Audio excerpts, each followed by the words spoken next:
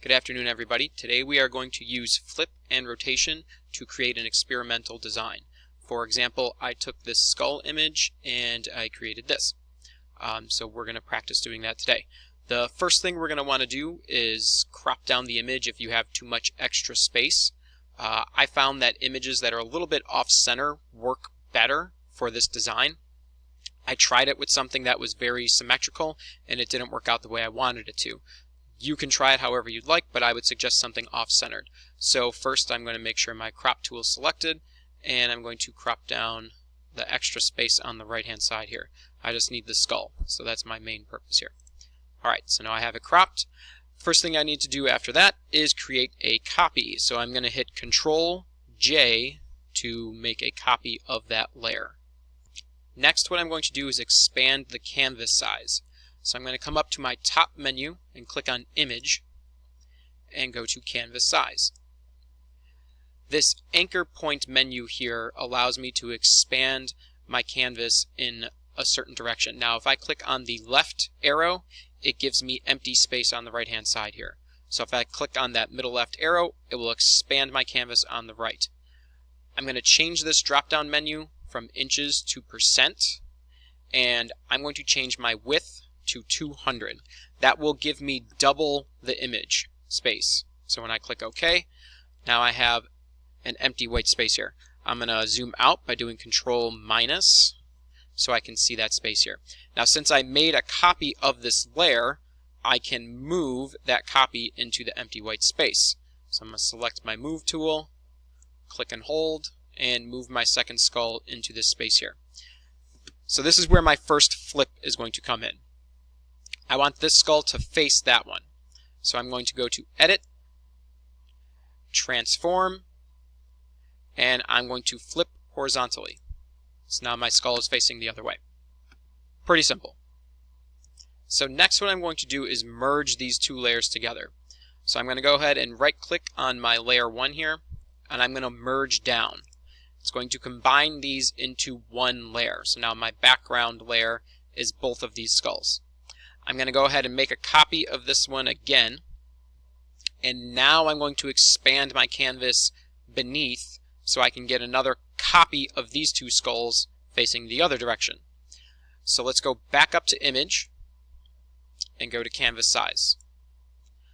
So again, in this anchor point selection menu here, I'm going to click on the top arrow so I can get my canvas size space below. These spaces that have no arrows are the ones where your empty space will be. Again, change from inches to %, and now this time I'm going to make my height 200%, making it double the size. When I click OK, I will have the empty white space beneath. So now again, I can take my top layer and move it down. My selection tool is already selected, so I can click and hold, and I will move these two skulls down here. I want to flip it again. This time I'm going to flip vertically. So Edit, Transform, Flip Vertical. And now my skulls are flipped the other way. So this design, even though it's quite simple, I still think it's pretty interesting. I like the negative space in between the skulls, and even though it's all black, white, and gray, I still like the way it looks. But I can do a little bit more. I added blending modes to this, and I also rotated the image a couple more times. So let me show you how to do that. So what I'm going to do now is I'm going to make another merged layer of my image here. So I can merge these two together, but I'm going to do it on a separate layer so I can rotate that layer.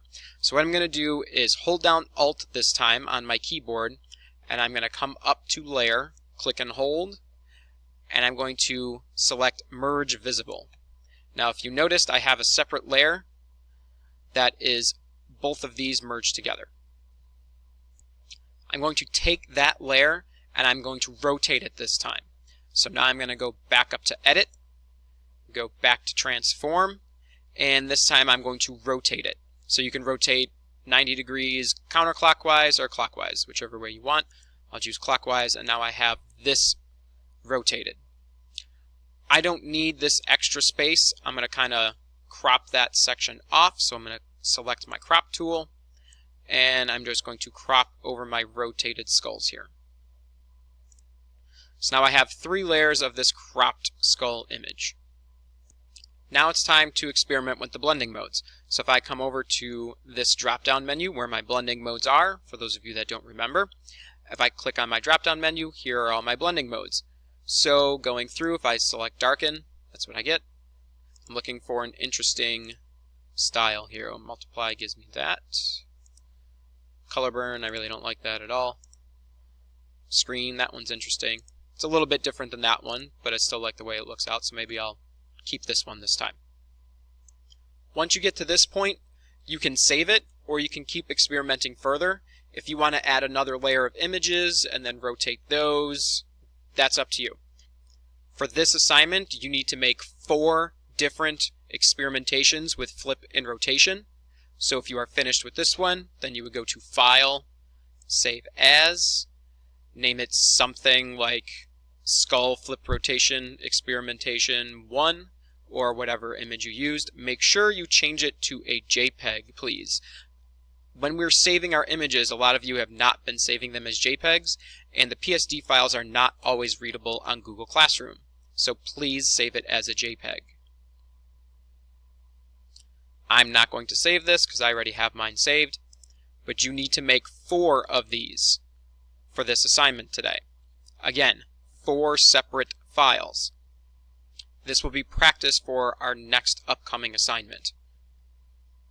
Once you have all the files created and saved, then open a slide in Google Slides, and you will submit the original picture. So I would take my original skull and put that on one slide, and then put this completed image next to that one on that slide. You will have 4 pictures, so you will have 4 slides. When you're finished creating the slides, make sure you hit the Submit button on Google Classroom.